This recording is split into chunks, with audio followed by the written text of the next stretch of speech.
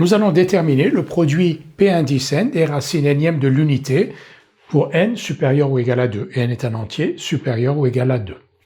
Ces racines énièmes de l'unité, donc on les appelle un, vous les connaissez, on va les écrire. un égale 1, exponentielle de i 2pi sur n, exponentielle de i 4pi sur n, exponentielle de i 2n-1 pi sur n. Donc maintenant, on va écrire le produit de ces racines qui est égal à Pn. Pn égale donc au produit des racines qui sont écrites là. On connaît les propriétés de l'exponentielle. Exponentielle de a fois exponentielle de b, c'est exponentielle de a plus b.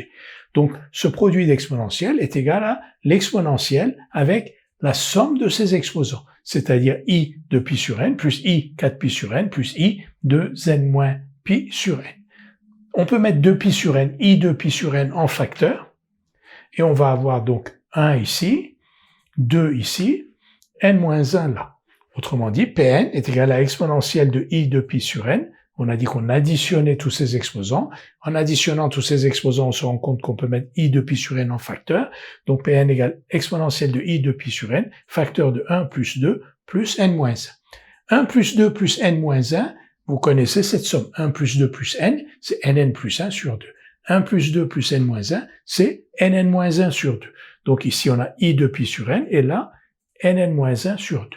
Donc, Pn égale exponentielle de i de pi sur n fois nn-1 sur 2. On simplifie par 2, on simplifie par n, et on obtient Pn égale exponentielle de i pi n-1. Alors, exponentielle de i pi n-1, il y a deux cas de figure, soit n est pair, soit n est impair. Si n est pair, donc premier cas, n est pair. Alors, si n est pair, n-1 est donc impair. Et Pn, qui est égal, donc n-1 est impair, donc Pn est égal exponentielle de ipi fois un nombre impair. Exponentielle de ipi fois un nombre impair, par exemple exponentielle de ipi, exponentielle de 3ipi, exponentielle de 5ipi, c'est moins 1. Deuxième cas de figure, n est impair. Alors n-1 est pair. Et si n-1 est pair, donc ici n-1 est pair, on a donc exponentielle par exemple de 2ipi, 4ipi, exponentielle de 2ipi, 4ipi, voire exponentielle de 0, c'est 1. Donc, Pn égale 1.